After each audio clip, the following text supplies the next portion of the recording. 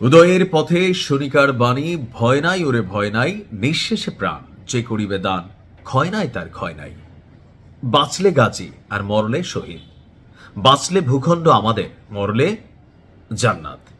আর যদি ভূখণ্ডটাই চোখের সামনে হারাই গেল, এই যে আমরা যারা দেশে বিদেশে বসবাস করছি, নিজ মাতৃভূমি পৈতৃক ভিটা ছাইরা পৃথিবীর যেই দেশে থাকি, যত উন্নত ফেসিলিটিস পাই, কিন্তু যখন বাংলাদেশে আসি, নিজের বাড়ির সেই পাক পাখালি, পুকুর, হাট ঘাট, মাছ, এই সব কিছু দেখলে একটা অদ্ভুত ফিলিংস তৈরি হয়, যেটার নাম বলা হয়ে থাকে দেশপ্রেম। যতক্ষণ দেশে আছি বোঝা যায় না, বিদেশ যাওয়ার পর ফিলিংসটা হয় না, হয়।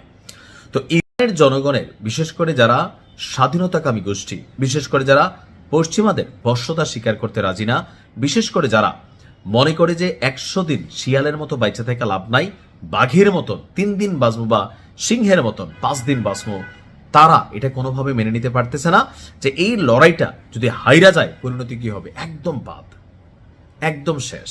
তো এই কারণে মার্কিন প্রেসিডেন্ট ডোনাল্ড ট্রাম্প যখন বলছে যদি ইরান আত্মসমর্পণ করে তাহলে যুক্তরাষ্ট্র ইসরায়েলকে বোঝানোর চেষ্টা করবে, অথবা যেই সমর্থনগুলো দিচ্ছে সেখান থেকে তারা সরে আসবে। কিন্তু তাদের কথায় কি বিশ্বাস আছে? ফিলিস্তিনের দিকে তাকান তো, ভালো করে বোঝে, রগে রগে চিনে যে এই আত্মসমর্পণ তাদের জন্য কত বড় বিপদ ডেকে আনবে। তো আজকে এই যুদ্ধে অনেকটা নীরব থাকা ইরানের প্রেসিডেন্ট মাসুদ পেজেশকিয়ান, তিনি এক কড়া বার্তা দিয়েছেন ডোনাল্ড ট্রাম্পের উদ্দেশ্যে এবং ইসরায়েলের উদ্দেশ্যে বা পশ্চিমা শক্তি, বিশ্ব শক্তির উদ্দেশ্যে। বলছে ইরান কখনোই আত্মসমর্পণ করবে না। সিএনএনকে দেওয়া এক লাইভ প্রতিবেদনে তিনি এই বক্তব্য দিয়েছেন। একদিন আগে ট্রাম্প বলছিল যদি ইরান বাঁচতে চায় তাহলে তাদের নতুন নেতা যে নির্বাচিত হবে আমার সাথে আলাপ করে নিতে হবে, নাহলে কি হবে, তাকে আমরা বালিশ ছাড়া ওই পার পাঠাই দিব, অথবা ইরানকে শর্তহীনভাবে পুরোপুরি আত্মসমর্পণ করতে হবে। যদি না করে তাহলে আজকে দেখছেন কত বড় অভিযান চালাইছে, এরকম অভিযান চলমান থাকবে, এটা বন্ধ হবে না আনটিল শেষ করে দেওয়ার আগ পর্যন্ত। তো এবার ট্রাম্পের সেই বার্তায় আমরা ভাবছিলাম ইরান হয়তো একটু পোতাই গেছে, ভয় পাবে, বা সার্বিকভাবে যে একের পর এক শত্রু রাষ্ট্র তাদের বিরুদ্ধে দাঁড়াই যাচ্ছে, সো এই লড়াইটা খুবই ক্রিটিক্যাল এবং হার্ডওয়ার্ক।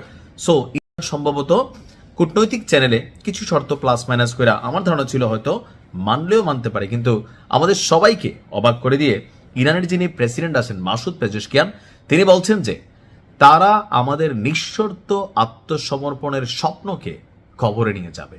ভাষাটা বোঝেন নাই? যদি আত্মসমর্পণ করে প্রত্যেককেই শেষ করে দেওয়া হবে। তো এই আত্মসমর্পণের লাভ কি?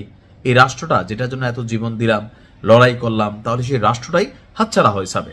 সো বার্তা হচ্ছে যে আপনার খেলা চলবে ততক্ষণ পর্যন্ত, আপনার থামবে না যতক্ষণ পর্যন্ত শত্রুরা দুর্বল না হয়।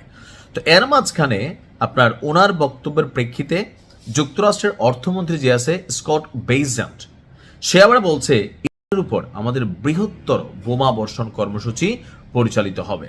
আর এগুলা কোথায় টার্গেট হচ্ছে? ইরানের ক্ষেপণাস্ত্র উৎপাদন কেন্দ্র, ক্ষেপণাস্ত্র তৈরির কারখানা। তো এগুলাকে আসলে আপনার সাইজ করা হবে। এত কিছু জানার পরেও ইরান বলছে করলে করো, আমরা থামবো না। এই যুদ্ধ যদি আমাদের উপর হামলা বন্ধ না হয় তাহলে আমরা হামলা বন্ধ করবো না, লড়াই চালিয়ে যাব, চাহে কুছ ভি হো। আল্লাহ জজবা দান করুক, ফতেহ দান করুক। আসসালামু আলাইকুম।